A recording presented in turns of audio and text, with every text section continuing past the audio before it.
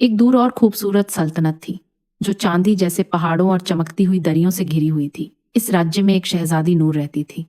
वह सिर्फ अपनी खूबसूरती की वजह से नहीं, बल्कि अपनी नरम दिली और अक्लमंदी की वजह से भी जानी जाती थी।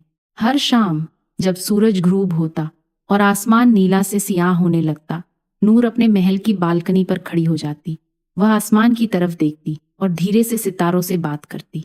लोग समझते थे कि वह सिर्फ ख्वाब देख रही है, लेकिन हकीकत यह थी, सितारे उसे जवाब देते थे। बहुत वक्त पहले नूर छोटी सी बच्ची थी। एक रात उसने आसमान के नीचे दुआ की, या अल्लाह, मुझे एक ऐसा दोस्त दे जो कभी मुझे छोड़ कर ना जाए। उस रात एक चमकता हुआ सितारा आसमान से गुजरा, जैसे अल्लाह ने उसकी दुआ सुन ली हो। और उस दिन के बाद नूर को हल्की हल्की आवाज़ें सुनाई देने लगी। हवा के जरिए, रोशनी के जरिए सितारे उससे बात करते थे।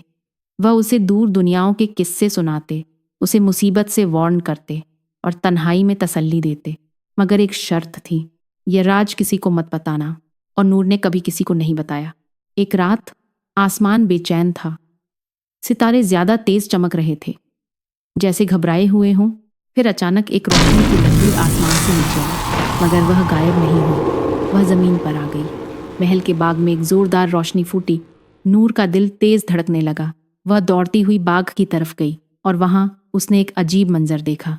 एक छोटी सी रोशनी का बच्चा जो सितारों की तरह चमक रहा था। उसकी आंखें कहकशन की तरह रोशन थीं। वह डर रहा था। डरो मत, तुम महफूज हो। नूर ने प्यार से कहा।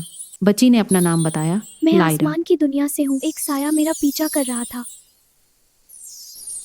आसमान के सितारे हल्की सी लर्जिश के साथ चमके। हवा ने फिर फरियाद इसे ही की। महफूज रखो।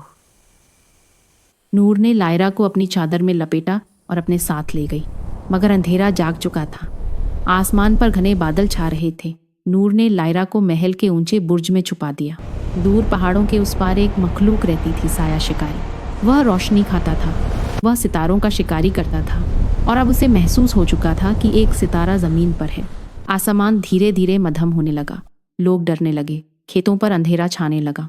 मशवरे देने वाले दरबार में जमा हो गए। अगर सितारा वापस ना किया गया तो सल्तनत अंधेरे में डूब जाएगी। मगर नूर ने लायरा की तरफ देखा, मासूम छोटी सी रोशनी, और उसने फैसला किया।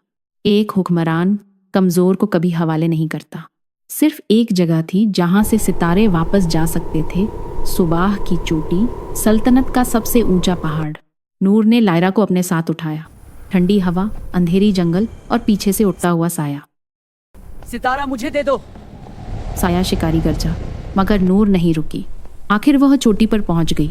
सुबह का पहला उजाला फूट रहा था। लायरा तेज चमकने लगी। लायरा ने मुझे कहा। डर लग रहा है। हर सितारा डरता है, नूर मुस्कुराई। लेकिन फिर भी चमकता है। जैसे ही पहली धूप की किरण पड़ी, नूर ने लायरा को आसमान की तरफ उठाया। साया हमला करने आया, मगर लायरा रोशनी का तूफान बन गई। आसमान रोशन हो गया, साया मिट गया। लायरा वापस आसमान में चली गई। उस रात आसमान पहले से ज्यादा रोशन था और एक नया सितारा चमक रहा था। एक छोटी सी शक्ल जो ताज पहने हुए शहजादी की तरफ हाथ बढ़ा रही थी। हवा ने फिर कहा, तुमने रोशनी की हिफाजत की, अब रोशनी तुम्हारी हिफाजत करेगी। और उस दिन के बाद सल्तनत कभी अंधेरे से नहीं डरी। शहजादी नूर आज भी हर रात बालकनी पर खड़ी होती है, अपनी नीली हिजाब और चमकते ताज के साथ। और जब वह मुस्कुराती है, सितारे भी मुस्कुराते हैं।